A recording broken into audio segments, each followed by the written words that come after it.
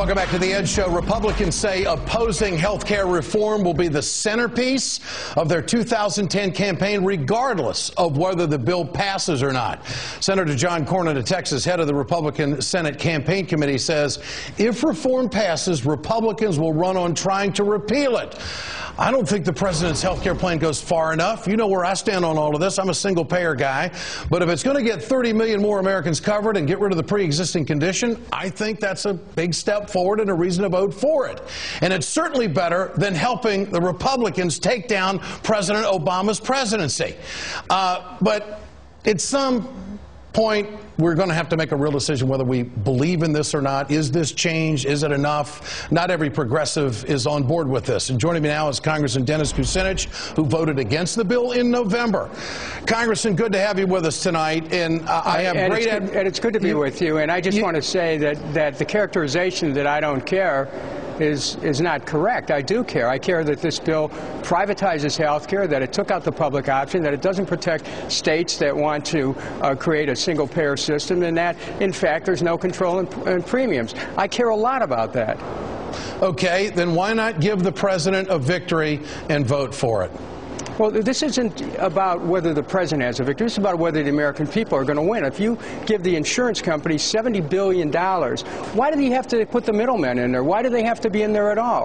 Why not just create a system where the money goes right to the people without the insurance companies getting a cut? Why do you have to give the insurance companies a cut?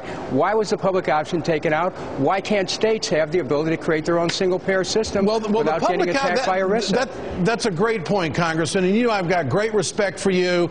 I saw the president yesterday. It's the most passionate he's been. He admitted that they're going to be getting 30 million more customers.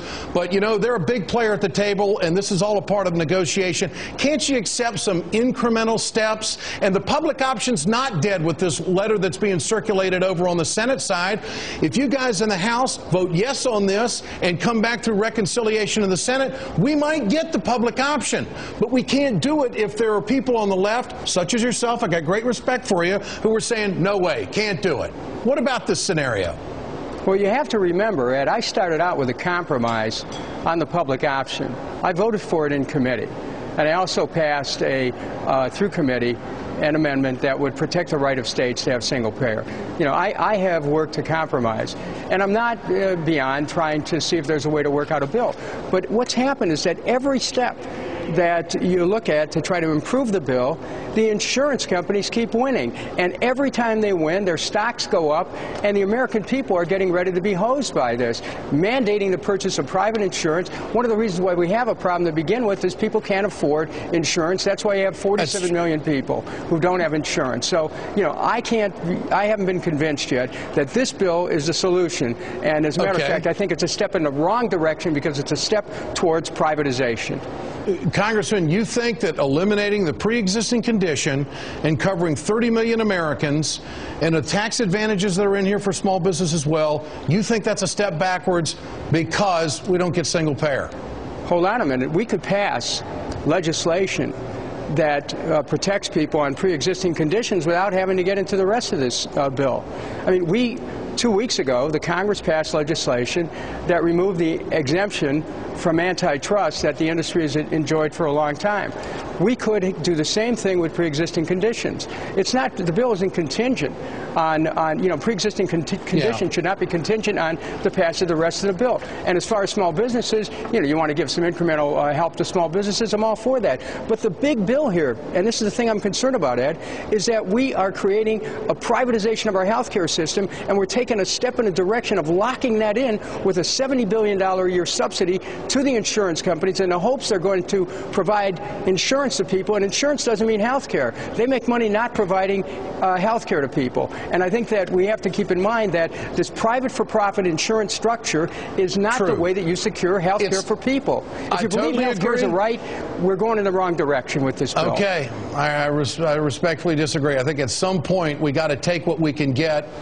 And I think we're at that point right now, because what would be the ramifications, Congressman, for President Obama's administration and for the direction of the country if the Congress fails on this issue? Your thoughts? There are states all across this country where there's a strong single-payer movement that's percolating, and just like in Canada, where Saskatchewan was the first province and the rest of the country caught on, the United States, I think, eventually is going to find a Medicare for all through action at state level. Pennsylvania is a good example. The California Senate last month passed a bill, again for the third time. They had a governor who vetoed a single-payer There's other ways, is what you're saying. There's other ways of doing it. Isn't for those who say that the whole roof's going to fall down on health care in America and any hope for initiatives, that's not true. That's just pressure tactics that are being used to pass a bill that's going to benefit the insurance industry. And frankly, I cannot be intimidated by those who are trying to force this insurance industry giveaway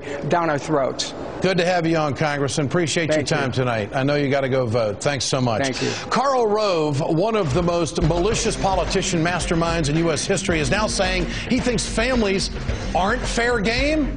Don't worry, Karl. You're the only Rove who is about to land in the psycho zone. That's next on The Ed Show. Stay with us.